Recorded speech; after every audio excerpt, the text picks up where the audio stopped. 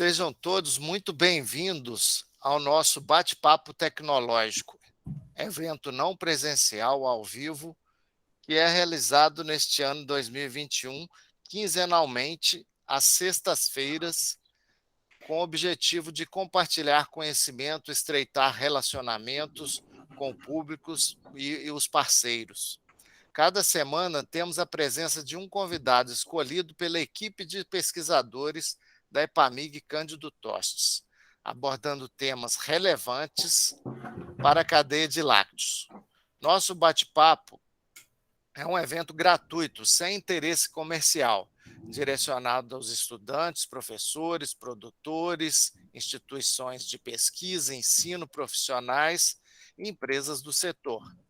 Mais do que uma live, o formato do evento permite que os participantes estejam ao alcance do convidado, em uma conversa informal, porém produtiva e rica de conhecimentos. A grande marca do nosso evento é a interação com os participantes e a informalidade, marca registrada da EPAMIG Cândido Tostes. Agradecemos a presença de todos que estão aqui nos prestigiando esta manhã e também a presença do nosso chefe geral, professor Sebastião Tavares. Convidamos agora para uma breve saudação o professor Sebastião Tavares. Obrigado, Júnior. Eu quero dar bom dia a todos, agradecer a todos pela presença. Faço uma saudação muito especial para o nosso palestrante de hoje, Mário Passos, que é nosso também frequentador assíduo desse evento, né?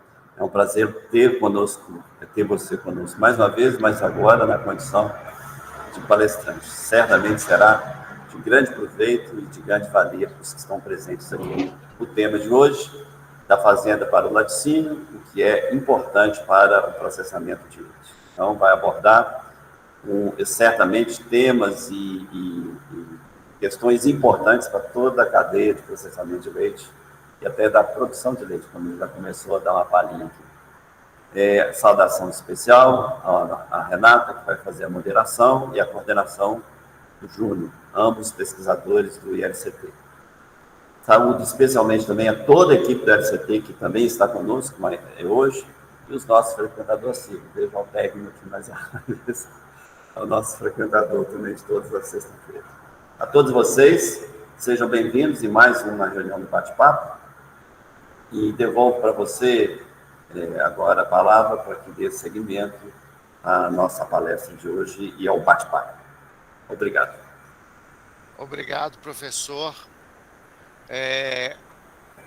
Essa semana estamos recebendo o ilustre convidado, professor Mário Passos, da empresa Bela Vista, para falar do tema da fazenda para o laticínios, o que é importante para o processamento do leite. Aproveito a oportunidade para agradecer o convite ao professor Mário Passos. Quando falamos em tecnologia de lácteos, o primeiro fator a se considerar é a qualidade da matéria-prima, ou seja, o leite, que é fundamental para a qualidade do produto.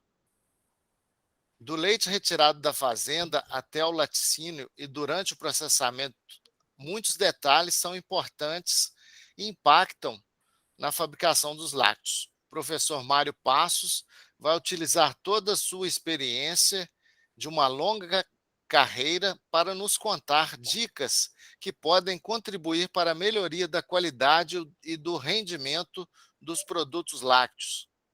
Tema extremamente relevante para o profissional de laticínios e para toda a cadeia de lácteos.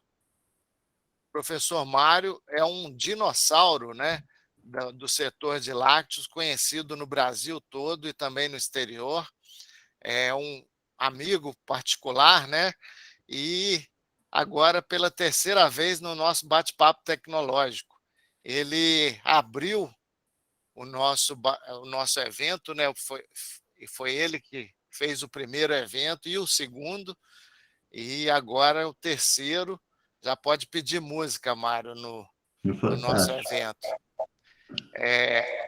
A moderação do nosso bate-papo esta manhã será realizada pela professora da EPAMIG LCT, Renata Golim, que possui graduação em Engenharia de Alimentos pela UFV, mestrado e doutorado em Ciências dos Alimentos pela Universidade Federal de Lavras, é professora e pesquisadora da EPAMIG Cândido Tostes, na área de tecnologia de queijos.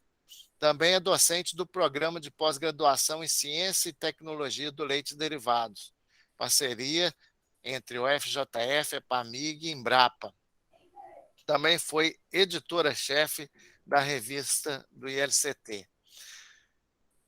Antes de iniciarmos, peço a gentileza que mantenham seus microfones desativados durante a apresentação e tomem cuidado para não apertar o botão apresentar agora, para não interferir na apresentação do convidado.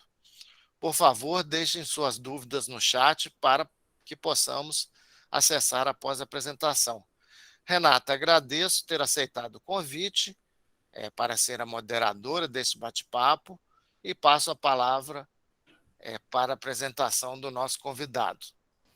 Registramos a presença aí de várias pessoas importantes, que depois a gente vai comentar. Obrigado, Júnior. Obrigado pelo convite, de me chamar para ser moderadora. E estou muito honrada, né, Mário?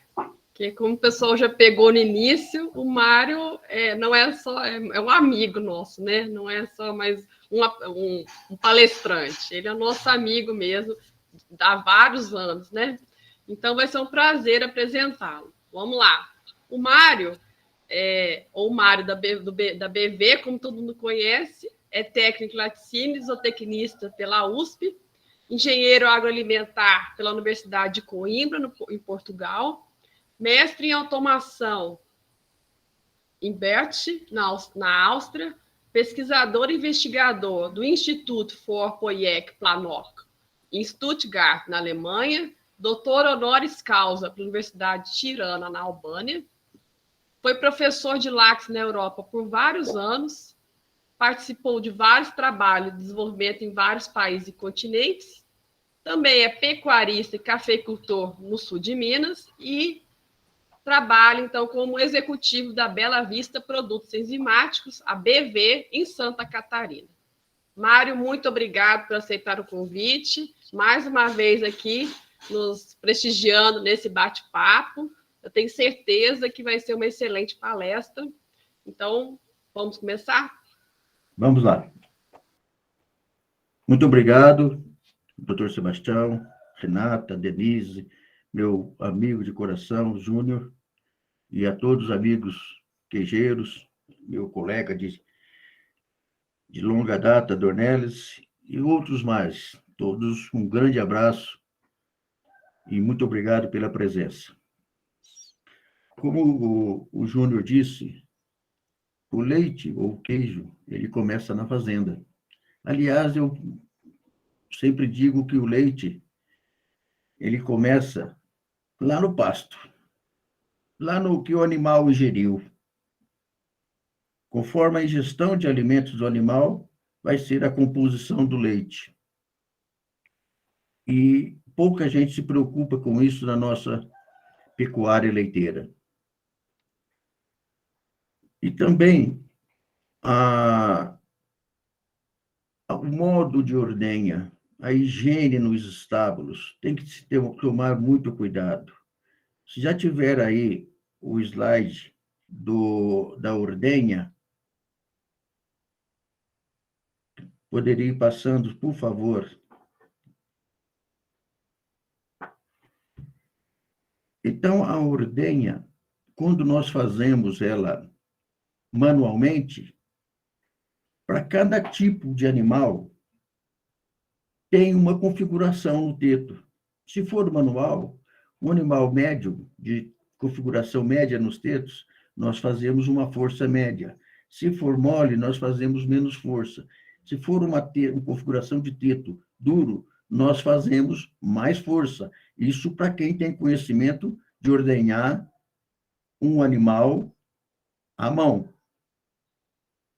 Quando se coloca a ordenhadeira mecânica, é comum colocar somente uma pressão na ordenhadeira. E esta pressão, quando eles colocam, é a pressão máxima para todo tipo de configuração de animal. Então, uma pressão máxima exercida no teto duro, muito bem, não vai acontecer nada. Mas quando pega um teto mole, ele vai causar rompimentos de pequenas veias dos tetos que vai provocar a mamite. Esta força, essa pulsação da ordenha tem que ser controlada. Não se pode colocar a mesma pressão para todos os animais. Aí nós vemos uma ordenha mecânica, não é? E essa força exercida ali é o suficiente para o leite sair. Agora, quando nós passamos para a ordenhadeira, nota-se, eu não sei se eu consigo mostrar aqui com a seta, que nós temos aqui o pulsador. Está nesse postinho azul aqui. Esse pulsador tem vários botões ali que regula a força que vai ser exercida durante a ordenha. Então, como é que faz isso? Tem que lotear os animais, médio, mole e duro, e colocar a força suficiente para aquela configuração de teto. Se você colocar força excessiva no ordenhador, na ordenha, você vai ter ruptura de pequenas veias e virá a mamite. E às vezes as pessoas falam, é ordenha mal lavada, falta de higiene, muitas vezes não é. Muitas vezes força excessiva na ordenha. Passando da ordenha, nós vamos para os famosos tanques de expansão, onde é refrigerado o leite. Ele é chamado tanque de expansão porque somente tem embaixo a serpentina. No fundo do tanque de expansão é que está a serpentina que vai resfriar o leite. Ele não tem serpentina em todo o seu comprimento, ele só tem no fundo. Então, é no fundo que ele faz a expansão do gás e resfria o leite. Para ter um resfriamento perfeito, você tem que ter uma homogeneização perfeita. Eu estou mostrando essa granja de galinha aí, para quem está vendo. Quem pega o resíduo no chão e alimenta animais com isso é crime, tá? É proibido. Não se pode alimentar animais com esse produto. Ele dá um odor estranho no leite e no produto final, iogurte, queijo, seja ele qual for. Olha, aí nós temos aqui um tanque de expansão. Vocês notam que tem uma solda elétrica, não em aço inoxidável, mas solda elétrica comum. Isso traz um prejuízo enorme no leite, oxidação. E o agitador, a posição dele não está correta, porque ele somente vai fazer o leite girar. Ele não pega o leite de cima e joga para baixo para ver o resfriamento. O resfriamento é feito aqui embaixo. Eu não sei se consegue ver a minha setinha, mas o leite é resfriado aqui embaixo. Esta pá está em posição incorreta. Ela deveria ser transversal, com uma pequena curva para pegar o leite de baixo e jogar para cima, o de cima para baixo. Aonde nós fizemos isto, nas fazendas que nós fomos e fizemos essa modificação, a economia foi de 5% a 6% de energia elétrica e o resfriamento, que foi reduzido em mais de 1 hora para chegar a 4, 5 graus, só alterando só alterando o tipo de pá. Então, ele teria que ser na lateral do eixo, não na transversal. Fazendo isso, o leite resfria muito rápido, não perde qualidade, não há separação de fases. Para quem olhar, vai no tanque de resfriamento comum, chega, abre a tampa, você vê que a gordura está por cima. Portanto, não houve agitação correta. Já houve separação de fase. E ela não volta mais. Essa gordura que entrou em suspensão não incorpora mais. Muito bem. Depois nós vamos. Vem a coleta do leite. Vem os caminhões tanque, para fazer a coleta. Isso é a saída aqui. Nós estamos vendo aí a saída do leite, não é? Que deve ser muito bem lavada. Muito bem lavada. É ali que fica parado muita gordura, que a gordura é a última a sair, ela adere ali, gruda ali, e começam as contaminações do leite, principalmente com as pseudomonas. Portanto, agora, depois de resfriado, o leite ordenhado, resfriado, ele vai ter a coleta. Aí vem os caminhões, que engatam a mangueira, puxa o leite, enrola essa mangueira em volta do caminhão. Se puder colocar a foto do caminhão, eu agradeço, Renata. É o Renato Júnior. Aí colocam essa mangueira em volta do caminhão. Dentro desta mangueira fica aproximadamente 4 a 5 litros de leite. Esse caminhão vai rodar até a outra próxima propriedade. Ele não está resfriado, ele está tomando sol, está pegando poeira e outros resíduos mais durante o trajeto. Chegando na próxima propriedade, vão colocar a mangueira para puxar o leite. O leite que estava dentro da mangueira, fora de condições, com sujeiras e fora de temperatura, vai ser jogado em cima do outro leite do caminhão. Com isto, você está levando uma série de contaminações para dentro do leite recolhido. Está bem mais para frente, viu? Olha, aí nós temos o tanque, a separação de fase, ó. Não é espuma, não, é gordura.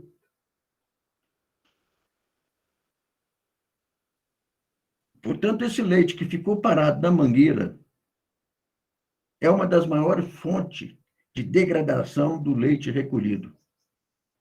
Se nós pudermos, daqui a pouco, vamos ver a foto e vocês verão. Olha lá. Essa mangueira que está aí, ó, ela está cheia de leite. Esse leite não está sob refrigeração, apanhando sol, poeira e sujeiras. Depois, no próxima recolha que ele fizer, ele vai jogar esse leite para dentro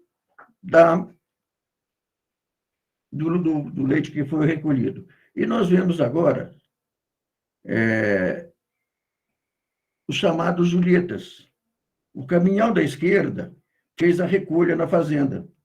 O da direita é uma carreta. Eles pegam esse leite recolhido nas fazendas e colocam na carreta. Eles fazem isso o dia todo. Eu cheguei a acompanhar isso aí das 7 da manhã às 5 da tarde.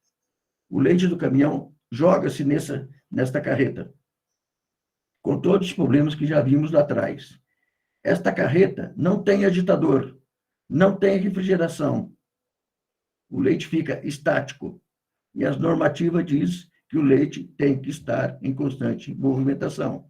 Mas essas carretas, a da direita, não tem. O que acontece? Esse leite fica o dia todo parado ali. Há mais separação de fase. Depois vem o transporte. Esse transporte, o leite vai movimentar. Essa matéria gorda que separou e subiu vai movimentar, vai formar uns glóbulos grandes, como se fosse manteiga. Esses glóbulos, essa gordura, não incorpora mais no leite. E chega no laticínios, vão fazer o queijo, aí vão ver a gordura do soro. Oh, deu 2%, 2%. Já vem lá de trás. Não é lá dentro do laticínios. Chegando no laticínios, o leite vai ser estocado. E resolveram aqui no Brasil, foi um lugar que eu vi, fazer silos dessa altura. 70, 80 mil litros de leite. E colocaram nesses silos grandes. Esse leite já sofreu uma série de interferências lá atrás, desde a ordenha. Coloca num silo de 80 mil.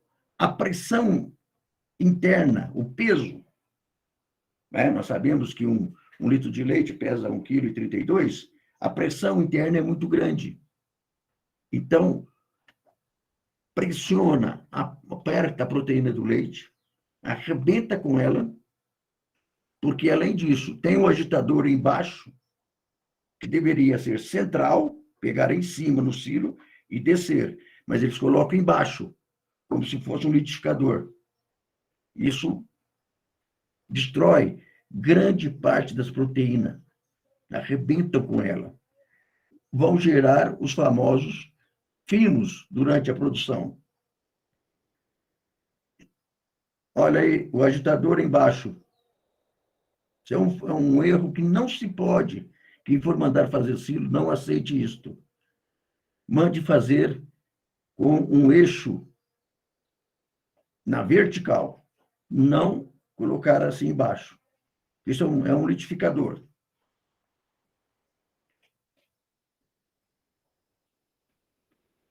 Os melhores tanques para estocagem de leite, que reduz muito a pressão, são os tanques horizontais, que desde o tempo que surgiu a Brasolândia no Brasil, faziam desse tanque.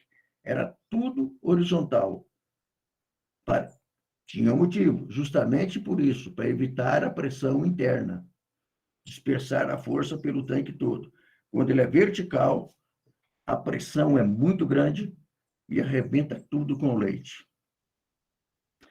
Depois que acontece tudo isso, da ordenha, do transporte, da estocagem, esse leite vai para a produção. Ele vai lhe trazer vários problemas.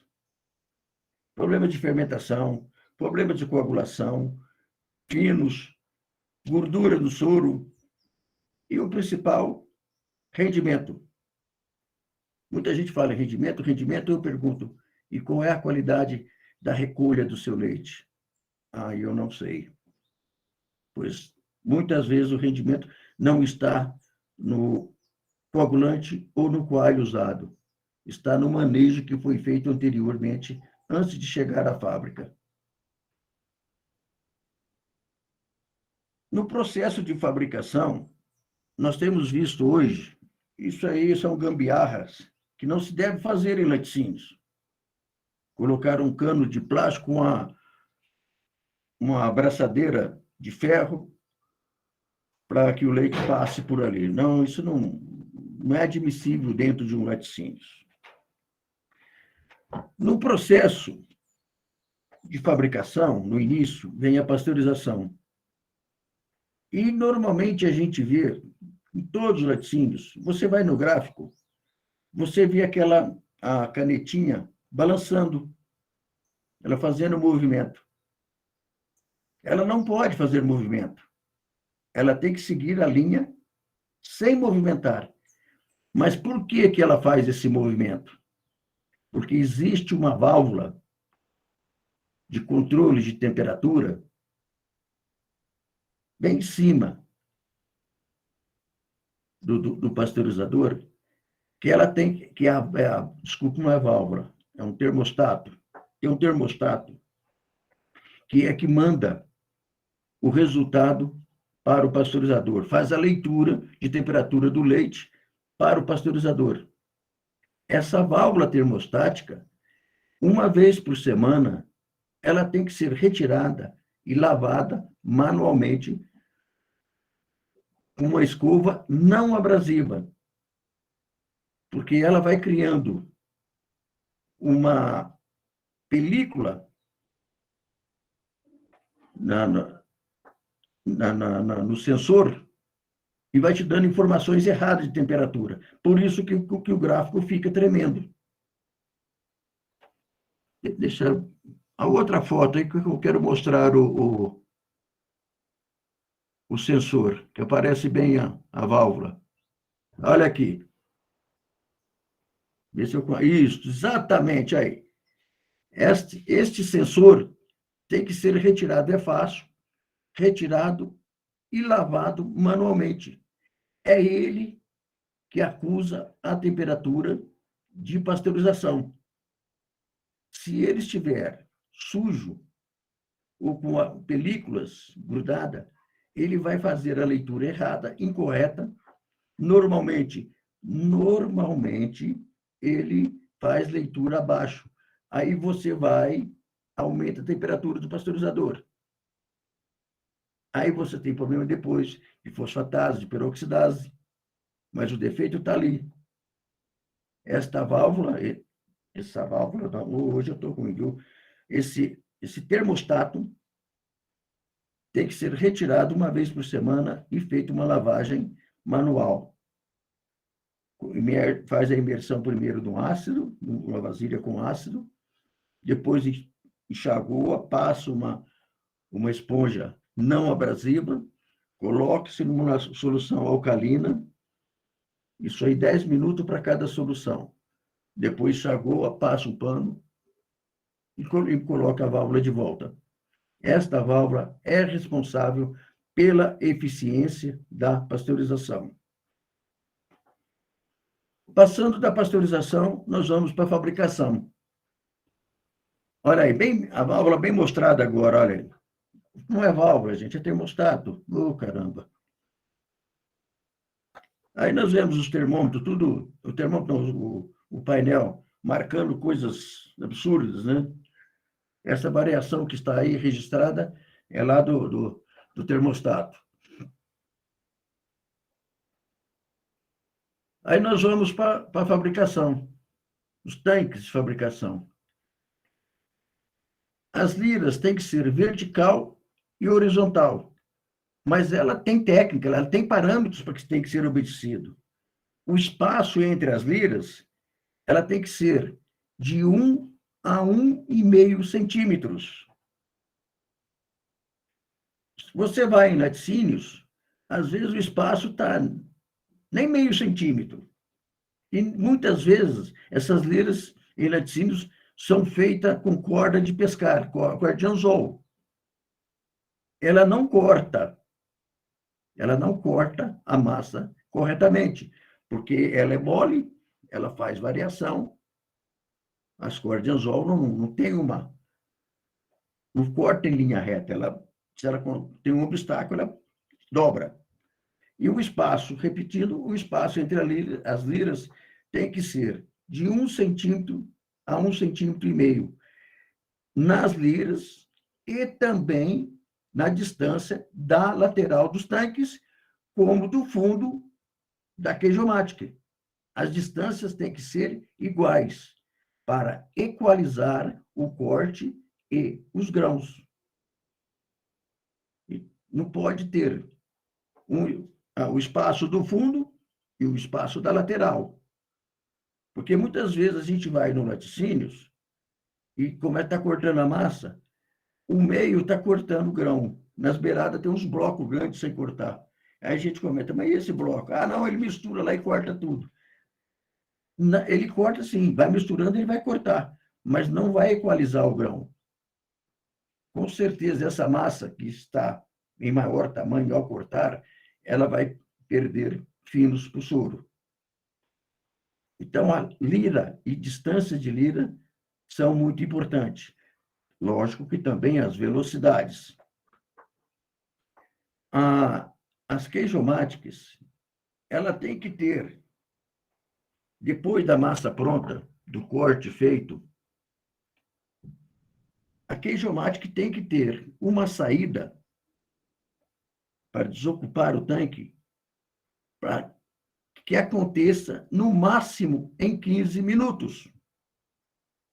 Então, tem que ter a saída bem grande. Olha a saída dessa queijomática, olha lá, que tamanho. Nesta queijomática aí demora 40 minutos para esvaziar a queijomática. Então, o ponto que você deu na massa, no final não será igual da primeira massa que saiu. Esta saída é muito pequena. E com isto, o que acontece? Começa a sair mais soro, não é? Aí vocês veem uma coalhada perfeita. Como a saída da massa é irregular, às vezes sai mais soro, porque o buraco é pequeno. O líquido tem tendência a sair mais rápido. Fica massa com pouco soro no tanque. Ao sair essa massa com pouco soro, ela incorpora ar. Aí vai fazer aqueles famosos buraquinhos no queijo, pequenininhos. É mecânico, é contaminação? Não é. É massa que foi retirada da queijomática com pouco soro. Por isso que a saída tem que ser de boca grande e ser rápido. Para fazer isso, você tem que ter embaixo, na drenoprensa, uma bomba suficiente para puxar a quantidade que vai sair da queijomática. Porque é comum encher o tanque de pré-prensagem e eles param de tirar a massa da queijomática para que a bomba da drenoprensa puxe esse soro até tirar tudo e volta a descer. Essa interrupção causa vários problemas no produto final, entre umidade, manchas, furos. Portanto, repito, a saída da massa tem que ser no máximo em 15 minutos e a bomba lá do tanque de pré-prensagem tem que ser suficientemente grande para puxar a quantidade de soro e massa que vai descer. Ok? Em frente. A velocidade da lira é muito importante. Então, muitas vezes a gente começa a cortar e as liras não estão com o espaçamento correto e tem pedaços de massa maior. O que o queijeiro faz? Aumenta a velocidade para cortar esses blocos maiores. Ele vai cortar os blocos maiores, sim, mas os que estão cortados, vai cortar também mais. Por isso que tem que ter espaçamento igual para todas as liras do fundo e das paredes, para que seja equalizado o grão. E depois que é feito o grão, vem o cozimento. Não é? Olha essa saída de uma queijomática. Olha como é rápido a grossura do tanque soltando. É muito rápido, solta, sai muito rápido. Eu não vou falar o nome desses laticínios, não, porque isso aqui não se admite, né? Enfiar o braço e uma mangueira dentro para puxar soro. Isso é coisa de antigamente, isso não usa mais. Não se deve usar. É um erro que acontece em muitos laticínios. E se é uma massa de mussarela com pH dentro dos parâmetros, perfeita. Talvez alguém que esteja vendo aí vai descobrir que fábrica é esta. Eu vou evitar falar por ética, não citar o nome da indústria. Depois que a massa cortada na drenoprensa, você não é o tempo de drenoprensa que vai determinar. Não é tempo que vai determinar que hora que você vai parar de fazer a pré-prensagem. É o pH. Essa massa vai descer com pH aproximadamente de 6, 5,8, 6, ela tem que abaixar, no mínimo, para 5,60 na pré-pressagem. Com 5,60 você já pode começar a manipular a massa, seja para queijo for. Se não tiver 5,60 de pH, não mexa com a massa. Ela vai te dar problemas lá na frente. Ok? Depois nós vemos as salgas. Hoje também está mudando muito, mas você vê que é uma salga aonde tem as anotações. A que hora que entrou, quantos queijos tem, não é? E quanto de sal foi adicionado por cima do queijo. É tudo anotado nesta placa. Essas salgas hoje elas estão sendo alteradas. Tem alguns laticínios que estão fazendo túneis, né, buracos, e fazendo gaiolas e fazendo a imersão do queijo dentro das gaiolas nos tanques.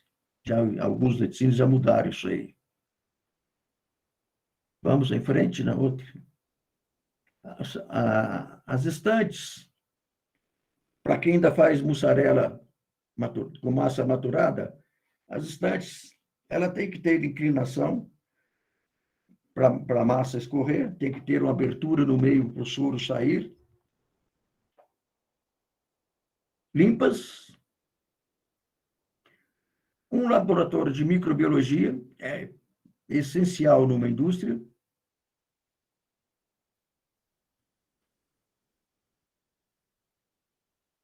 Um laboratório físico-químico também tem que ter bem cuidado no laticínios.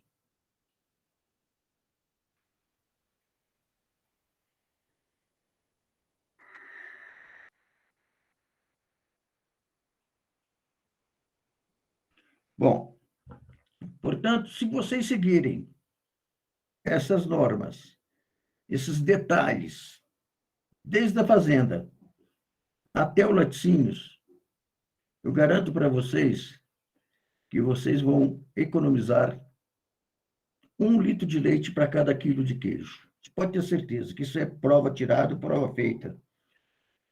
É muito dinheiro. Só tendo esses pequenos cuidados da fazenda, do transporte, da pasteurização, do acondicionamento em tanque, em silos. Isto vai melhorar muito Eu estou vendo aqui queijo com leite em pó, depois a gente pode, se der tempo, a gente fala qualquer coisa nisso aí. Pode deixar na tela aí, qualquer coisa a gente fala sobre isso aí. Mas então, vocês tendo esses cuidados que eu disse da fazenda até o laticínios, eu garanto para vocês que o rendimento em fábrica vai melhorar muito, a qualidade do queijo vai melhorar muito. Esta semana eu recebi umas 3 ligações dizendo que o queijo prato estava ficando com pintas vermelhas. Só uma dica aqui. A pessoa, o queijeiro que estava fazendo o queijo, pegou um balde, ele pega o balde e pega o cloreto de cálcio e coloca no leite. Depois ele vem, pega o mesmo balde, sem lavar, e coloca o cloreto de cálcio. O pH do cloreto de cálcio é muito baixo. Então, quando você coloca o corante, ele vai formar pequenos grãos pela acidez, pelo pH do cloreto de cálcio. E vai causar umas manchinhas, umas pintas do queijo prato. Então, isso é porque usou o mesmo vasilhame que usou o cloreto de cálcio, usou para colocar o corante. Isto resolve-se.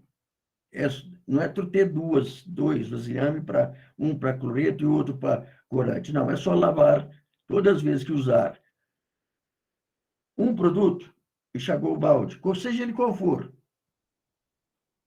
Para cloreto, enxagoa, para aquário, enxagoa, para corante, enxagoa. Não use nenhum utensílio na fábrica sem enxaguar. Se tem dúvida, enxagou.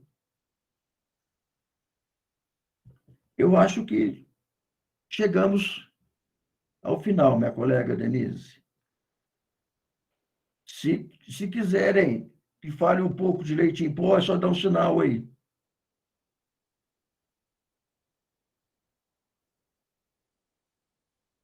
Legal, Mário. Nós temos um tempinho ainda, né? A gente pode falar desses tópicos que você colocou aqui, né? Tem aqui queijo de leite em pó, né? Alguns aspectos relacionados, e aqui tem aquela apresentação, né? De Isso aí deixa aí, né? Só para... manteiga e margarina. uma diferença de uma e de outra, mas tudo bem. E Eu vou, tem eu também um vou colocar vídeo aqui, para eu vou refletir. colocar os meus contatos aqui, que as pessoas que quiserem podem entrar em contato comigo, certo? Por e-mail ou por telefone. Tá?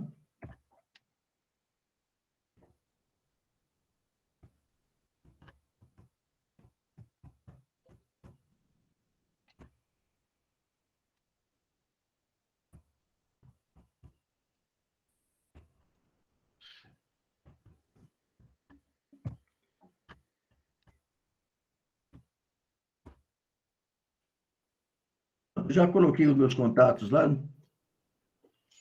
Se alguém precisar conversar mais, não é porque a gente tem que falar muito rápido, porque tem um tempo. Mário, tem aí essa apresentação sua, né? Que é aquela clássica, né? Se você quiser comentar algum aspecto aí dessa apresentação, ainda temos algum tempo.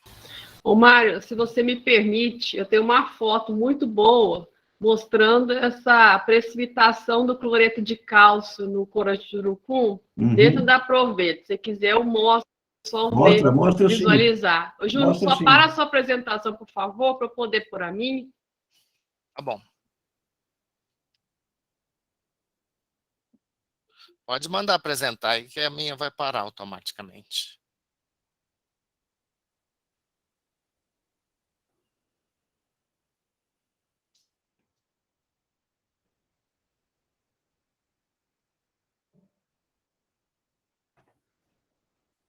Tô muda. Desculpa, eu tô muda. Apareceu a foto aí? Apareceu. Aí, ó, então, é isso aqui que acontece, olha. É isso aí. Quando usa a mesma medida, mesmo a proveta para colocar o cloreto de cálcio e o corante de urucum. Então, ocorre essa precipitação, porque primeiro a pessoa mede o cloreto de cálcio, depois coloca o corante de urucum, precipita, e aí esses pontinhos aqui ficam no queijo. O queijo fica cheio de manchinha. E eu já percebi também que acontece a mesma coisa com o nitrato, viu? O nitrato, se você usar para o nitrato e usar para o corante de urucum, também acontece esse mesmo problema. Exatamente. O Mário, tá ouvindo? Sim? Você falou uma questão interessante da diferença aí do tanque da queijomate horizontal e aquela vertical, né? Aquela quadrada. Podia comentar para a gente aí rapidamente? A questão das queijomáticas, quando deixaram de ser longitudinal e passaram a ser vertical, foi para economia de espaço em fábrica. Mas nós temos já vários testes, vários trabalhos feitos que comprovam que a queijomática longitudinal te produz melhor rendimento e um queijo melhor. Isso, repito, também pela pressão interna. Eu cheguei a ver queijomática vertical para 25 mil litros de leite.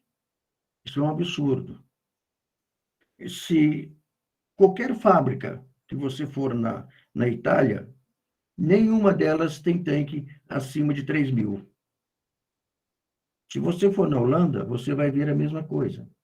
Ninguém faz queijomática grande. Eles fazem, sim, vertical, mas vários delas. Eles nunca ultrapassam os 3.000 litros de leite. Eu não estou falando da Itália, no queijo parmesão, que é uma coisa diferente. São os tanques para 500 litros, não é? São cônicos, é outra coisa. Estou falando de queijomática para queijos normais. Então, ninguém tem queijomática grande na Europa. Ninguém. Porque ele sabe que a pressão interna vai causar ruptura no fundo das queijomáticas, vai causar ruptura na coalhada. Esta ruptura vai causar uma grande perda de finos para o leite.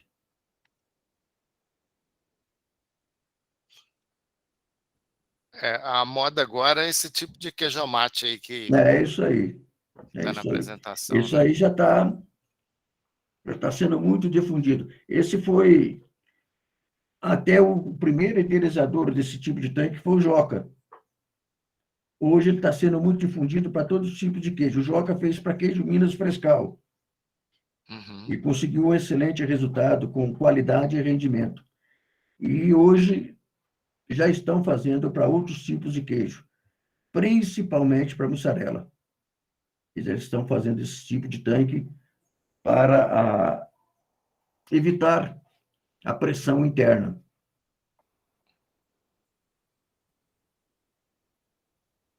Esse foi o trabalho que o Joca fez da queijomática para queijo Minas Frescal.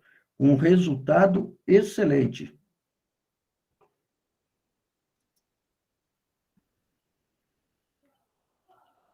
O acessório de enchimentos, né? Das formas automáticas, é coisa simples de fazer, né? O enchimento de formas do queijo Minas Frescal. Você fazendo assim, você tem um padrão do tamanho do queijo, fica tudo igual, né?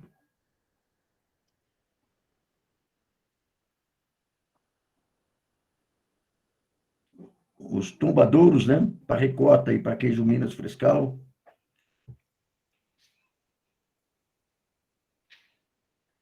Essas são as informadoras para ricota e para queijo Minas Frescal. Uma facilidade. Isso é o que não se deve fazer, né? Colocar queijo no chão empilhado, né? E também ver a qualidade da salmoura do lado direito lá, a sujeira. Uma caldeira bem organizada, né? Limpa.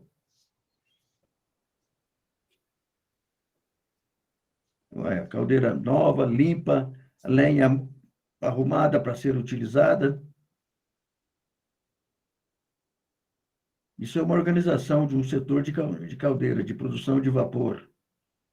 Muito bem organizado.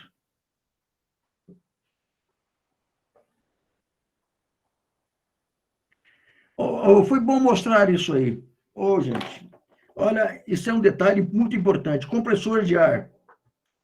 Esse compressor de ar, ele pega o ar aqui fora da fábrica e leva lá para dentro. Para as prensas, para dentro das prensas, para vários equipamentos. Se ele pega o ar aqui fora, ele pode pegar um ar sujo e contaminado e levar para dentro da fábrica. Portanto, tem que se colocar na linha de ar que vai para a fábrica filtros. Filtros para reter sujeiras e filtro microbiano, para não deixar levar contaminações para dentro da fábrica. Isto é comum a gente encontrar nos compressores, não é o caso desse aqui, que esse aqui tem filtro. A gente encontrar os compressores na fábrica que pega o ar direto e joga lá dentro da fábrica. E além disso, não faz o dreno do compressor a cada 2 dias. Então, ele tem água dentro. Então, ele leva água suja e ar para dentro da fábrica. E acontecem as contaminações. A gente já quebrou muita cabeça com isso aí para descobrir. Hoje a gente já sabe. Em primeiro lugar, está contaminando? Vamos lá ver o compressor. Vamos ver se está sendo drenado. Vamos ver que tipo de ar está entrando na fábrica. Então, é muito importante isso aí. Drenar o compressor e colocar filtros na linha.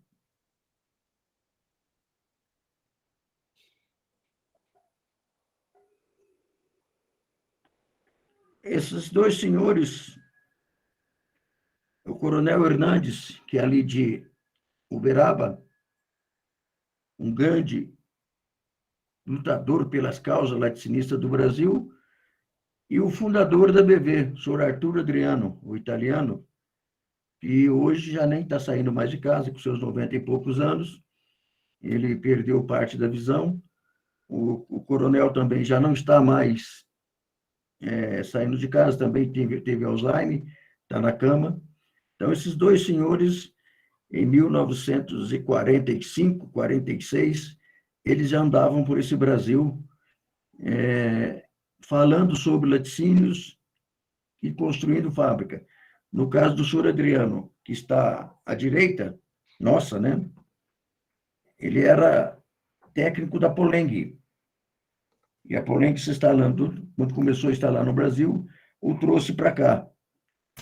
E ele foi o baluarte das primeiras fábricas em Goiás, Mato Grosso do Sul, no Triângulo Mineiro, e fez uma amizade muito grande com o coronel, e eles lutaram muito pela causa laticinista no Brasil.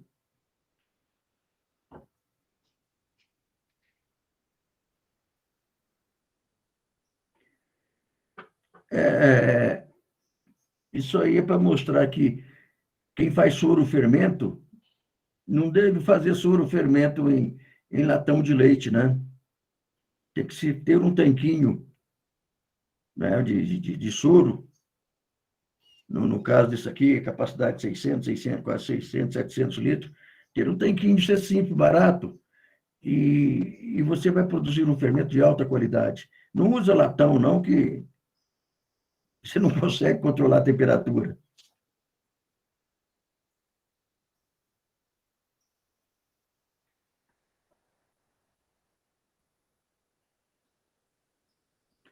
São um sistema de resfriamento de água, que hoje é tudo moderno, não é aquelas torres mais, né? CIP. Foi bom falar em CIP, a gente vai lembrando. Esse CIP é para normalmente lavar os caminhões de recolha. Eu aconselho que, quando lavar os caminhões de recolha de leite, abrir a tampa do caminhão, colocar uma mangueira de vapor lá dentro, com a tampa meio aberta, em cima da mangueira, injetar vapor dentro do tanque, esterilizar o tanque por dentro. Quem puder fazer isto, faça, deixa o registro lá atrás do caminhão aberto, vê o que vai sair lá no registro, ao injetar o vapor. Eu não vou falar o que vai encontrar, não. Vocês vão fazer e vão ver. Coloca o vapor com a tampa meio aberta dentro do tanque de recolha do caminhão e abre o vapor. Fixe bem a mangueira, porque ela pode escapar pela pressão do vapor. E observe lá no registro, lá atrás, o que vai sair de dentro desse tanque. Aí nós temos uma batedeira de manteiga contínua, né? Que também já está se propagando por todo o Brasil. Muita gente adotando o sistema automático e contínuo de manteiga. A primeira a fazer foi aqui em Passos, São Sebastião do Paraíso, a Aviação. É um sistema totalmente automático de produção de manteiga. É muito bonito. E eu tive a oportunidade de, a semana passada, ser convidado por um médico veterinário para visitar uma fazenda em Araras. Ela produz 75 mil litros de leite por dia. E, por eu falar de ordenhadeira, tudo, ele chamou para ir lá ver a ordenhadeira deles. E eu fiquei encantado com a produção de leite, 75 mil litros de leite dia. E eles produzem esse leite, empacotam esse leite em garrafas, né? E distribuem ali na região e na Campinas e São Paulo. Mas é uma granja leiteira que não deixa nenhuma da Holanda, da Nova Zelândia. É perfeita. Muito bom mesmo. O cuidado que eles têm com os animais, desde quando nasce até quando está na ordenha. Muito bom mesmo. Fui ver células somáticas, não existe isso lá, porque o controle é muito bom. É feito tudo isso que a gente falou, que não deve acontecer no laticínios, lá não tem.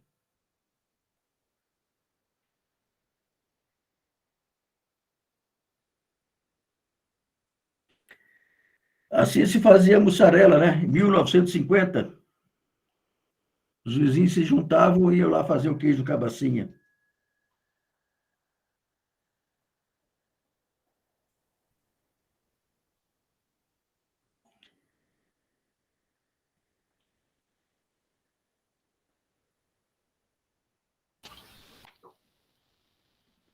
Ô, Renata, Oi, finalizou, Júnior, a apresentação? era 1 hora para falar, né? Tem um monte de pergunta no chat aqui. Eu falei muito rápido, porque eu não queria exceder e não cumprir as normas de vocês. Mas eu estou à disposição. Pode me ligar, pode mandar e-mail. Eu estou vendo aqui o Jackson Freitas, de Loredo, já disse que quer conversar. Ô Mário, oi. Você aqui manda e não pede, não, você sabe, né? Então, a casa é sua. Só lembrando aí que você ficou de falar um pouquinho de leite em pó para queijo. Tá. Vocês querem que fale alguma coisa disso aí rapidamente? Sim, porque rapidamente. tem algumas perguntas só no chat que eu acho que dá para responder assim, rapidamente, não tem muitas perguntas. Se você puder, tem lá uns 15 minutinhos e a gente passa para as perguntas. Pode ser? Pois é, como eu disse, eu não quero quebrar as normas de vocês. Então, vamos lá. A fabricação de leite em pó não é segredo. A diferença do leite em pó e o leite in natura é a água. Um é pó e o outro é líquido.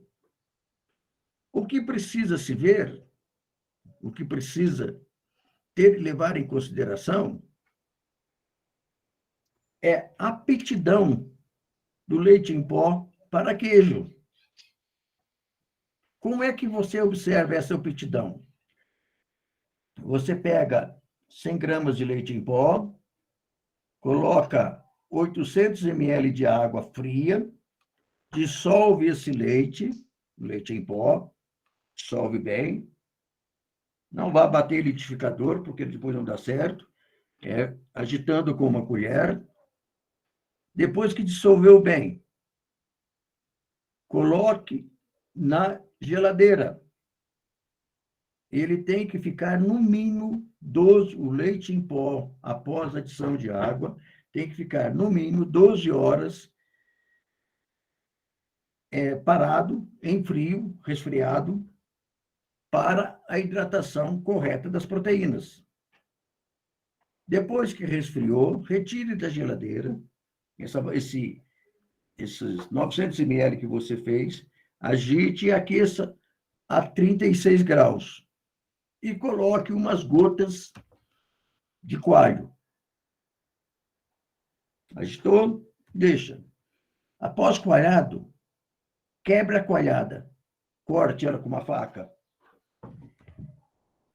Se o soro não for verde, se ele for esbranquiçado, muito branco o soro, é porque o leite não tem aptidão para produção de queijo. Você está perdendo proteína no soro. E como é que se produz um leite com aptidão para queijo? Fazendo o processo de secagem a baixas temperaturas. Normalmente, eles secam o leite a 80, 82 graus. Não pode. A secagem tem que ser 70 a 72 graus. Então, o processo de produção de leite em pó para queijo, o processo de secagem é específico de leite em pó para queijo. Não é um leite em pó para fazer que é feito instantâneo, que é para outras utilizações. Para queijo, ele tem que ser secado a baixa temperatura. E tem que deixar, no mínimo, 12 horas hidratando para se produzir queijo. O ideal é não usar só leite em pó para queijo, depois da mistura pronta. O ideal é usar de 30%, 30% a 40% de leite em natureza. Fazer a mistura de leite em natureza com leite em pó é o melhor. Para iogurte, não. Iogurte você pode fazer direto ou com leite em pó. O queijo, ele precisa de um pouco de leite in natura para ficar bom, principalmente a mussarela, para dar elasticidade, fios, essas coisas. Então, não tem segredo. O segredo é sempre o leite em pó. Ter aptidão, aceitar bem a coagulação, não perder proteína para o soro. Nós tínhamos aqui no Brasil uma empresa, acho que é Tangará, produzindo um leite em pó muito bom. Não sei se ainda estão produzindo. Mas ali no sul, nos laticínios do sul, nós tivemos lá várias vezes, desenvolvendo esse processo, eles traziam o leite em pó do Uruguai, da Conaprole.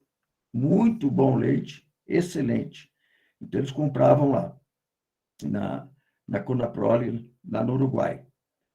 E tinha Tangará que produzia, se eu não me engano, em Sergipe, eu não me lembro mais, produzia leite em pó para queijo. Não sei se ainda estão produzindo.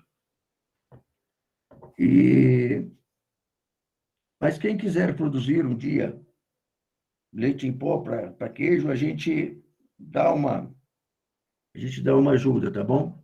Ou até um dia podemos marcar lá num curso, né? Lá no Cândido Toste, utilizando o leite em pó. Ok?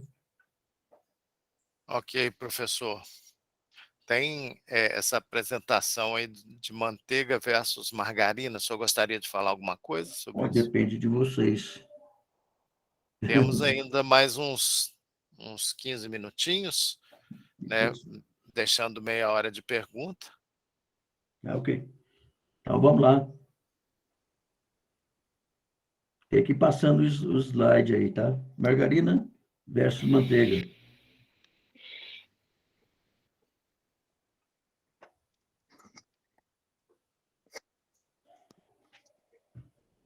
Essa aí não precisa falar, não, que ela já vem tudo escrito.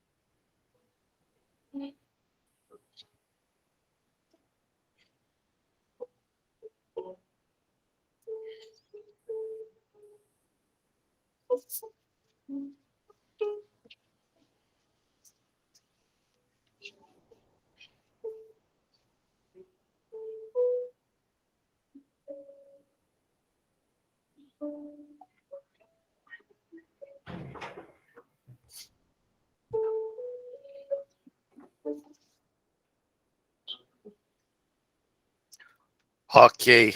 Ok. Eu acho que só eu ouvi a trilha sonora aqui, muito bonita.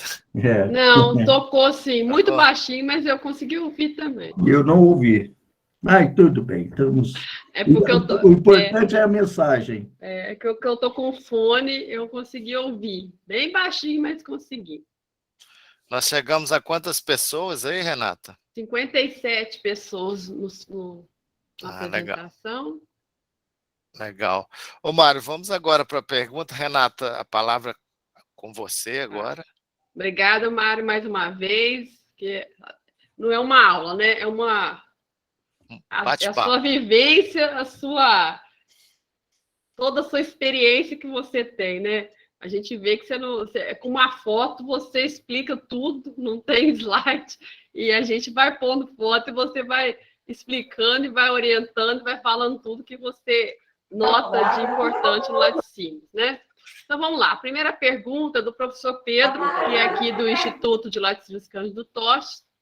Ele tem duas perguntas. Eu vou fazer a primeira, você responde, depois a gente faz a segunda. A primeira pergunta: não seria interessante que o resfriamento, ao invés do tanque de expansão, fossem trocadores de calor a placas e usar o tanque somente para a manutenção da temperatura no campo, como é feito em alguns países, como a Argentina? Ô, professor Pedro, que bom estar aqui outra vez com você. A gente está com saudades. Realmente. Mas o que a gente ouve na produção, nas leiterias, nas granjas leiteiras, que a instalação de um trocador de frio, o custo, eles teriam que manter um tanque com água gelada, o aparelho de placas, e aí vai na gambiarra. Aí não colocam. O correto é ser trocadores. Esse é o correto. Mas raríssimas propriedades têm isto. Raríssimas propriedades. Eu digo isto porque na fazenda do meu pai tinha. E como o custo de energia elétrica ficava caro para manter a água gelada, ele retirou o trocador. Passou a jogar direto no tanque de expansão.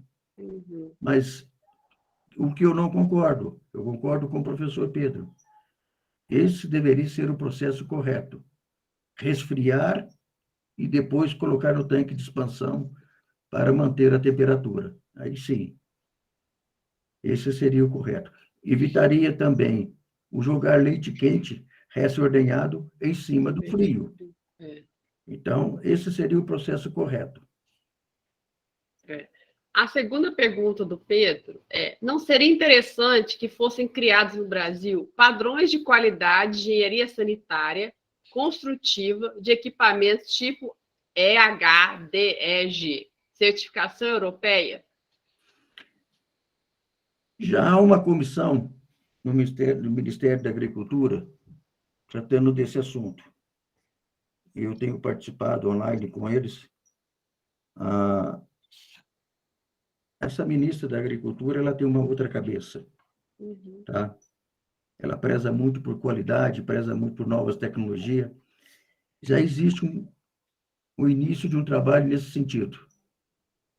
Mas como tudo que cai numa secretaria ou num ministério não é fácil de andar, demora. Porque lá tem várias cabeças, várias ideias, e não é fácil conjugar todas. Mas já existe um trabalho nesse setor, nesse sentido. Eu estive com a ministra na segunda-feira agora, e ela esteve aqui em São Roque de Minas. Eu pude conversar rapidamente com ela e perguntei esse assunto. Esse assunto e o outro mais. O outro que eu perguntei foi sobre o porquê que um tecnólogo, um especialista de laticínios, não podia assinar a responsabilidade técnica do que faz. E ela falou: eu também estou pensando nisto. Nós vamos logo convidar a quem você indicar para nós termos um debate sobre esse assunto. Eu não tenho nada, não estou falando de classe, falando mal aqui de veterinário, não é isto. De maneira nenhuma. Tenho muitos amigos, grandes amigos veterinários. Eu só coloco a questão. Nós estudamos, nós fazemos mestrado, nós fazemos doutorado, nós fazemos tudo na área. E depois não podemos assinar. Vocês formam técnico-laticínios de ótima qualidade. Ele não pode assinar. Não é? Então, coloquei isso para ela e coloquei esses dois assuntos. E ela disse que o primeiro já estava bem encaminhado, e esse da liberação de tecnólogos, técnicos, assinar responsabilidade, também está em pauta. Mas, como eu disse, tudo demora. Né? Tudo não é fácil, demora. São várias audiências públicas, debates, e isso demora. Mas e tem um outro assunto que está sendo discutido também, que eu acho que esse, por ter vários deputados engajados, principalmente um deputado de Divinópolis, que é um veterinário, eu esqueci o nome dele agora, me desculpe, que todo produto que tenha o serviço de inspeção municipal possa ser comercializado em todo o território nacional. Esse assunto está sendo, desde que ele seja liberado por um responsável técnico, assinando a responsabilidade, ele poderá ser comercializado. Esse assunto do SIM já está bem adiantado. Eu acredito que já esteja até na presidência da República para ser assinado. Faz tempo que está sendo debatido isso. Há uma pressão muito grande de deputados federais e estaduais para liberar que quem tem assim possa comercializar seus produtos dentro do território nacional. Esse assunto vai ser resolvido logo, certo? E os outros dois ainda continuam em debates. Ok? Mas o alento é que já estão em discussão, né? Então já tem meio caminho andado. Nem tivesse em discussão, seria pior ainda. Né? Eu sempre questiono, não é? E sempre questionei na Assembleia de Minas, em outras assembleias, onde eu participei da Comissão da Agropecuária, o porquê não convidam pessoas do Cândido Toche, de Viçosa, de várias outras entidades que trabalham com leite, que conhecem leite, para debater. E a resposta que eu tive o espaço era pequeno para colocar muita gente, o custo dessas pessoas deslocar seria muito grande, veio um punhado de desculpa. Agora, como o Mário vai por conta própria, não tem custo, ele é chamado para todas. Né? Ô, Mário, mas eu vou te dar uma boa notícia. Eu fui convidada em nome da Cândido Toche para participar de uma comissão do Ministério da Agricultura que vai discutir a parte de produtos, tá? Essa comissão já foi formada, no início do ano já veio o convite, ainda não começou as discussões, mas nós já estamos lá, como um dos representantes, vai ter vai ter o pessoal da indústria, vai ter o pessoal da pesquisa também, tá? Então, a gente vai estar lá, tá? Eu como representante da instituição, mas o que eu já até conversei com o pessoal do Ministério, o que for trazido para a discussão, eu vou levar para o grupo e o grupo vai ajudar nessa discussão, entendeu? Muito bom, eu sou representante, mas eu não estou sozinha, né? Eu estou levando o nome da Cândido Toche, né? A Francisca... Deixa eu só... Desculpe interromper. Pode ser que seja pela minha reclamação que aconteceu isso aí. Eu venho reclamando faz tempo. Pois é, né? Então, às vezes surtiu um efeito, né? A Francisca levantou a mão, é a respeito disso, Francisca, ou você quer fazer uma outra colocação? Oi, professora. Oi, professor. Bom dia. É sobre isso mesmo. Recentemente eu fiz um curso de RT, e eu sou tecnóloga em alimentos, e no curso tem aqui a cereja do bolo que a senhora pode até discutir nessa reunião do MAPA, que é o memorando 154 de 2010, que ele diz assim: não há base legal para que o DIPOA exija que os responsáveis técnicos das empresas, sob sua fiscalização, sejam exclusivamente profissionais com formação em medicina veterinária. Então, eu acredito que levar essa fala do memorando 154 de 2010 do DIPOA venha a contribuir a fortalecer nosso posicionamento. Nada contra os médicos veterinários, eles fazem um belo trabalho, mas não são únicos e exclusivos. Cada um tem sua competência, suas habilidades, e o mercado está aí para quem se especializar, e não uma reserva de mercado. O Conselho de Veterinária Federal, o Conselho de Medicina Veterinária Federal, ele fala que os veterinários, a atividade privativa deles, a inspeção, tudo bem, beleza, tranquilo, concordo plenamente, né? Mas um responsável técnico não trabalha só com inspeção? Não. A inspeção e outra, a inspeção nós temos os órgãos fiscalizadores, né? Temos os fiscais, os AFAS, temos os fiscais estaduais, os veterinários concursados no município, que podem muito bem desempenhar esse papel. E com a implantação dos PACs, onde a empresa é responsável pela sua produção, está lá no artigo 74. Então, só reforçando um pouco o assunto, eu gostaria que, por gentileza, a senhora pudesse levar esse assunto para fortalecer a sua fala. Tá bom? Sim, muito obrigada. Tá. Vamos continuar nas perguntas. Mário, você queria falar mais alguma coisa? Eu te interrompi. Sobre esse assunto aí que nós estávamos falando, já está bem esclarecido, e a Francisca trouxe mais aí alguma coisa importante para nós, né? Para que seja levado às comissões e nas reuniões. Muito obrigado, Francisca. A Mayra Magalhães está perguntando se existe alguma literatura que você recomenda sobre os assuntos que abordou. Essa é a literatura da vida, né, Mário? São anos de... O Júnior falou tudo. Isso aí são coisas muito particulares que eu pesquisei, que eu trabalhei durante quase 50 anos, né? Olhando, pesquisando, e de conhecimentos que a gente adquiriu em outros países, né? Nova Zelândia, principalmente, que é muito evoluído, Holanda e outros países mais. E então isso aí nunca vi literatura sobre o assunto. São de conhecimentos mesmo próprios adquiridos durante a carreira da gente, de vida da gente, e muita observação, muito trabalho, e difícil às vezes encontrar uma indústria que aceite todas essas ponderações e aceite que a gente aplique.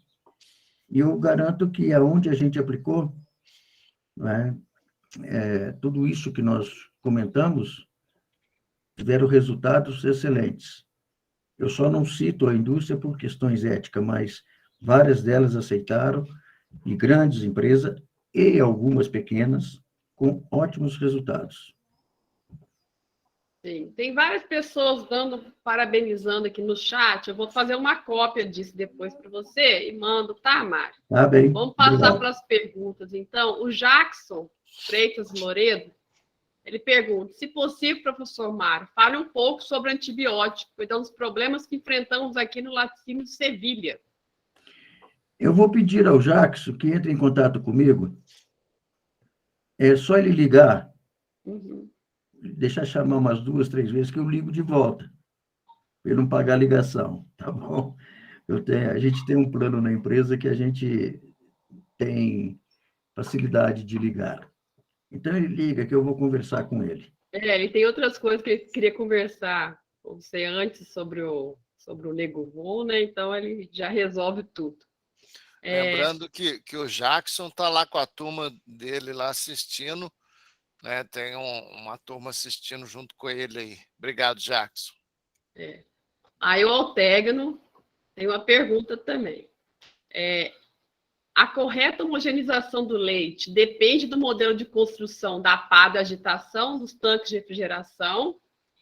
Qual a consequência de uma agressão mecânica na caseína do leite? Existe a correta colocação de pás para agitação do leite. Ela nunca pode ser daquela maneira que eu mostrei, em forma de cruz. Ela tem que ser ao contrário. E quando a agitação é muito violenta, ela vai romper os glóbulos de proteína. Cai naquilo que eu disse. A agitação violenta e pressão dentro dos silos interna rompe as propriedades das proteínas. Elas quebram. E essa proteína, depois que ela perdeu as características dela, ela não produz queijo. E se produz iogurte não dá viscosidade, certo? Então, agitação violenta em leite não se deve ocorrer e tem que ter os agitadores corretos. É só pegar os tanques antigos da Brasolandas que vão ver que os agitadores não são iguais aos agitadores que eles fazem hoje. Aí entra o problema do tanque de expansão, que não tem norma, não é? Todo mundo faz. Não existe especificação técnica para a produção de tanque de expansão correto. Você vai lugares aí é um fundo de quintal fazendo tanque de expansão, sem acompanhamento nenhum técnico, sem nada, sem engenharia, sem nada. Então, é complicado, porque deveria existir uma normativa para esses tanques, que ele é o principal item do início da ordenha, do início da produção de leite. E o problema é que o produtor vai comprar aquele que for mais barato, né?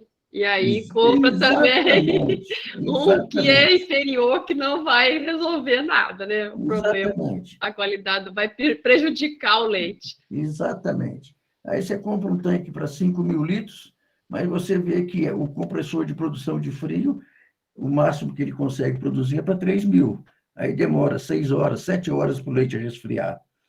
Então, é um assunto que teria que ser resolvido. Colocar tanque de expansão adequado para a produção. É o mais barato. Compra o mais barato. E quando não resolve, o leite começa a acidificar, aí vem, né, a peróxido de hidrogênio, né? Quando não o leite, vão colher, e quem faz a análise do leite na propriedade é o caminhoneiro.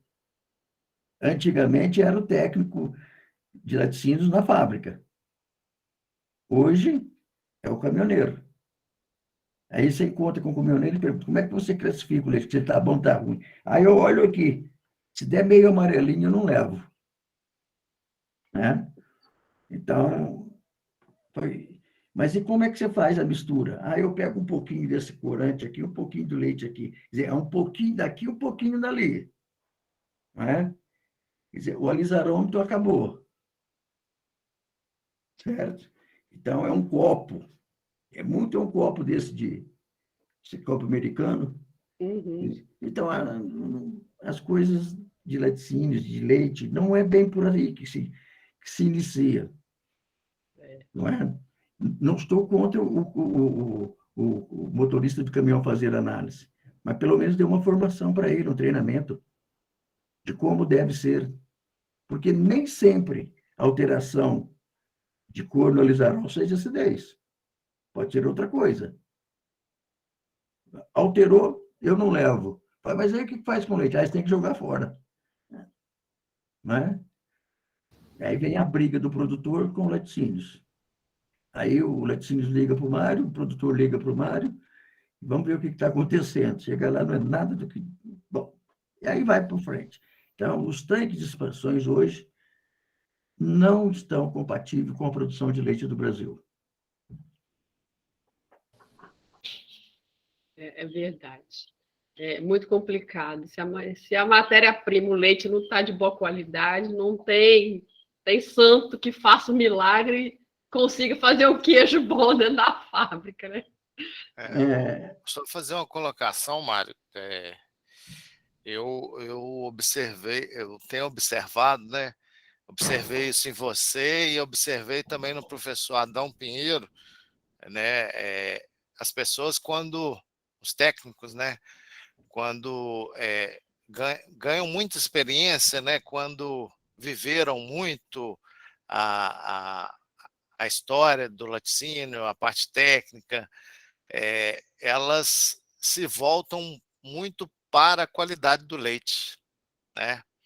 A gente, às vezes, fica preocupado demais com tecnologia, absorver tecnologia, fazer queijo, fazer iogurte, fazer o melhor produto, mas esquece do primordial, que é a questão da qualidade, né? Então, assim, eu observo isso nos técnicos que têm muita experiência. Isso é muito interessante, né? Para a gente lembrar que por trás de um grande produto tem uma qualidade diferenciada. Nós temos hoje laticínios que tem vários técnicos agrícolas, vários técnicos visitando as propriedades, orientando, conheço vários. E hoje eles têm produtos de altíssimo nível, não é? Produzindo queijos maravilhosos, porque cuidaram da qualidade. Eu fui recentemente não, um ano atrás, num país, e chegando lá, o que nós vamos fazer amanhã? Vou visitar fazendas produtoras de leite.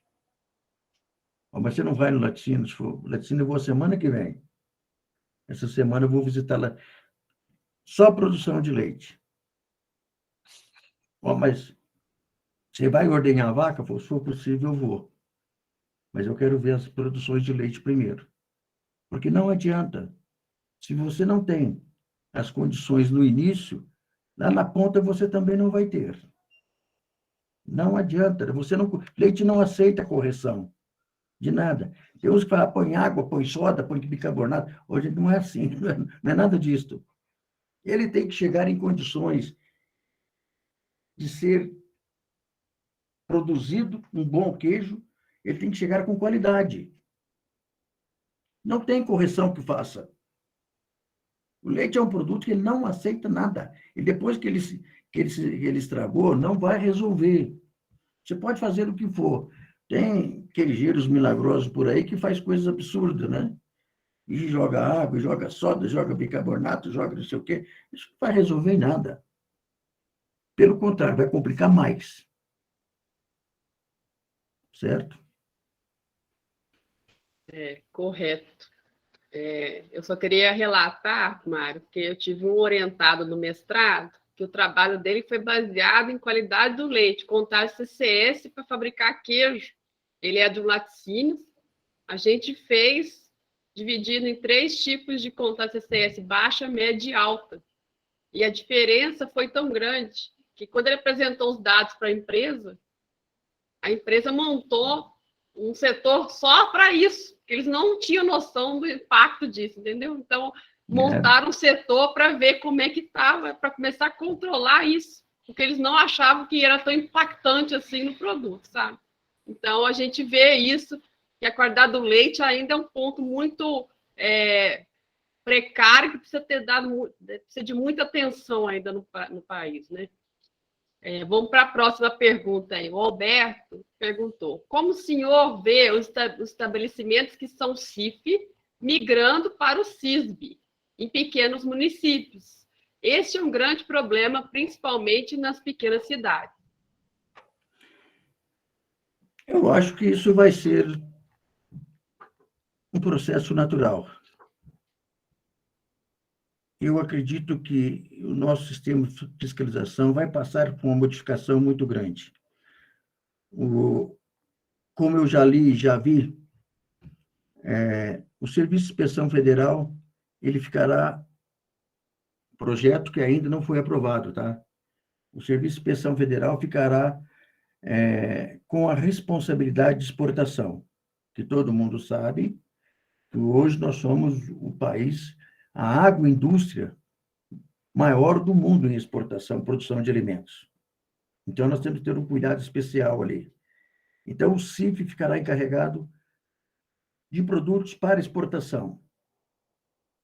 O CISB e o SIM ficarão com a fiscalização, serão iguais, vamos dizer assim, ficarão com a fiscalização interna, certo? Vai depender muito de cada município o que ele vai querer, não é? Ou ter o CISB, um regional, ou ter um SIM local, isso vai depender muito de cada um. Depende de condições financeiras de prefeitura, de contratar veterinário e tudo isso. Mas que vai passar por uma grande mudança, vai. Nossa indústria de coalho sempre teve um veterinário do CIF. Hoje não tem mais. Nós trabalhamos como chama, bucho de animais, né? E nós tínhamos uma fiscalização tremenda em cima, com o receio da aftose e brucelose. Então, o estado de Santa Catarina, onde nós estamos instalados, não aceitava produto de origem animal, vísceras, de outro estado. Agora, com muita pesquisa, com muito trabalho, chegou-se à conclusão que as vísceras animais não carregam os patógenos. Está no cérebro. Então, é na baba do animal que há a contaminação. Então, foi retirado o veterinário, porque não precisa de fiscalização mais. Porque as vísceras não têm, no caso, o abomaso, o estômago do vitelo, não precisa mais, porque não tem nada ali. Então, nós não temos mais. Nós temos, sim, um órgão do Serviço de Inspeção Federal, que nós temos que levar a documentação, toda ela, para exportação, para que ele assine. Mas na fábrica não tem mais inspeção. Nós somos responsáveis pelo que nós fazemos, porque só temos que emitir documentos para o Serviço de Inspeção Federal, para exportação. O restante não precisa mais. Então, está mudando. Tudo está mudando. Eu acredito que um dia haverá um serviço de inspeção a nível nacional, agrupando todas as cidades, todos os municípios. Eu acredito. Vai ser, não sei se vai ser CISB, vai ser sim, alguma coisa vai mudar. Porque com essas mudanças já chegou-se à conclusão que o comércio, que a renda chega ao campo. Então, garanto para vocês, isso vai mudar. Eu não sei quanto tempo vai demorar, 1 ano, 2 anos, 3 anos, mas que já está mudando. Já está mudando. O Alberto fez mais 2 colocações, que depois que apareceram aqui no chat. Primeiro, a respeito da migração do CIF para o CISB. Existem poucos funcionários do Estado da Federação e estão passando toda a responsabilidade para os municípios, e pequenos municípios não estão preparados para isso. E depois ele complementa. Fora a pressão política exercida por empresários, donos de estabelecimentos, para que o município faça adesão ao CISB para descerem, entre aspas, do CIF para o CISB, por exemplo. Isso está ocorrendo, a pressão está ocorrendo, e cada vez mais o governo central passa para o governo municipal responsabilidades, mas sem passar recursos. Isso é uma realidade. Certo? As prefeituras hoje estão com todas elas dificuldade financeira e vindo mais encargos. Mas posso dizer que existe aí 4 deputados federais e um senador já cuidando desse assunto para que os municípios recebam alguma coisa para manter os seus órgãos. Então, já existe um trabalho. Mas isso, gente, como eu sempre falo, isso é demorado, precisa saber de onde vai sair o dinheiro, e é muito complicado, mas existe o trabalho, porque as prefeituras não podem arcar com todas esses encargos que estão vindo. Não é só sobre alimentos, a saúde também, está tudo a cargo dos municípios. O ensino, está tudo a cargo dos municípios. E o Estado passa, o governo central passa para os municípios, mas sem recurso. Então, a dificuldade é muito grande. Mas existe trabalho, como eu disse, na Câmara e no Senado para sanar, resolver esse problema, através de envio de recursos para eles manterem os seus órgãos de fiscalização. Foi ótimo. Mário, as perguntas aqui no chat acabaram. Como nós estamos no finalzinho da apresentação, eu gostaria então, deixa eu só agradecer o Mário aqui, Júnior, e finalizar minha parte. Eu gostaria, então, de agradecer ao Mário mais uma vez pela apresentação. Foi muito bom, muito produtivo, muitas pessoas elogiando aqui, falando que foi excelente a sua apresentação, e agradecendo muito, tá bom? Muito obrigada, gente, pela presença. Eu vou passar agora para o Mário e para o Júnior para eles poderem fazer a finalização. Eu gostaria de registrar a presença aqui, né, de algumas pessoas, né, que eu reconheci aí na lista aí de presença, o pessoal da Embrapa, do IMA, do Senar, da Emater, do Senai, os alunos do ILCT, os alunos do mestrado, a presença do professor Sebastião, nosso chefe-geral, os professores da EPAMIG e ILCT, o Altécnico, que sempre nos prestigia aí, né, Altécnico? Com a sua presença, o professor Antônio Carlos Ferreira, grande participante também, a professora Carla Lang, o Getúlio de Viçosa, a Helenice Gonzalez, o Jackson de Freitas, o João Belo também, nosso parceiro aí que sempre participa, Laticínio Puro Lácteo, pessoal aí do Laticínio, a Marciana da Emater, Sandra Cunha e a professora Vanessa da UFJF. Queria agradecer a todos. Mário, você vai voltar, hein? Nós não vamos deixar você em paz, não. Pode pensar num próximo assunto aí que o ano que vem, esse ano nós já estamos com as agendas lotadas, né? Mas se Deus quiser, no ano que vem, espero encontrá-lo bem, né? E passo a palavra para você aí para as considerações finais. Você é mais que um amigo, né? Assim, você esteve do nosso lado aí, principalmente do meu lado, da Denise, da Renata, nos momentos difíceis, né? E a gente só tem a agradecer, desejar saúde, paz e uma vida longa de muita alegria para você. É sempre uma alegria encontrar com os amigos, encontrar com esse grupo, né? E poder conversar e trazer alguma coisa que a gente sabe, a gente aprendeu. E eu estou sempre à disposição. Eu coloquei o meu e-mail, o meu telefone, para quem desejar conversar, porque uma pergunta que o Jackson fez sobre antibióticos são coisas demoradas. A gente não vai falar isso em 2, 3 minutos. Eu teria que conversar mais com ele, porque tem uma série de detalhes que tem que ser discutido e falado. Eu agradeço a todos que participaram. Fica o meu abraço, o abraço laticínista, o abraço do queijeiro. E conte comigo sempre. Eu estarei sempre às ordens para quem quiser ouvir um pouco das experiências de vida. A gente está aqui disposto a falar um pouco, tá bom? Legal. Aproveito para agradecer também a nossa coordenadora de transferência e difusão de tecnologia, a professora Gisela, né, por ter aberto esse espaço aí para a gente.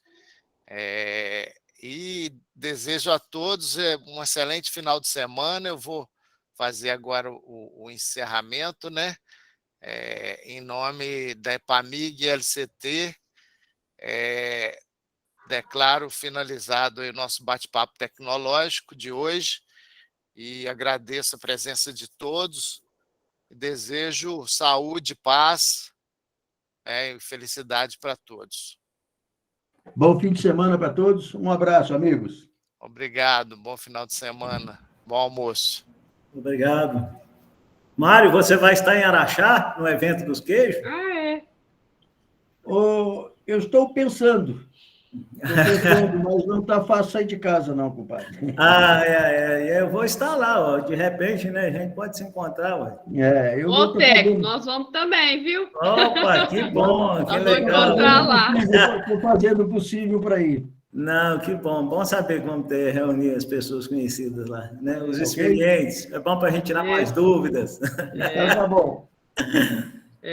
Ô, Tegno, eu lembrei de uma coisa. Se o Mário está fazendo 3 apresentações, tem direito a musiquinha do Fantásia, tem direito à trilha sonora, né? Porque você está aqui desde o início, você é o nosso... Sempre que possível, eu vou estar presente, sim, eu tenho interesse, tanto em, assim...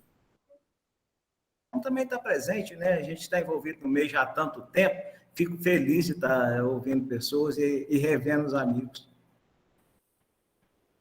O Jacques está perguntando qual a data do evento aí, ó. Acho que é de 4 a 7, né? 4 a 7 Isso. de novembro. Isso. Em Araxá, chama Expoquejo. Deixa eu pôr aqui no site aqui. É só você jogar Expoquejo 2021, que você encontra todas as informações lá. Já dá prazo de inscrever o produto ainda para poder concorrer lá. Eu vou levar 2 produtos lá. Vocês não vão mexer nos meus queijos, Minas, não. Quero ver se vocês irão lá com prêmio. Eu ainda tenho aqui o 3º lugar do último congresso que teve, né? Ele está valendo até hoje. Nós não tivemos mais nenhum outro evento lá posse, então. Estou muito feliz com aquela. Tá joia. Obrigado, Gi, pela lembrança. Tá bom, gente. Um bom final de semana para vocês. Um abraço. Um abraço. Tudo de bom para você, Mário. Que Deus te ajude.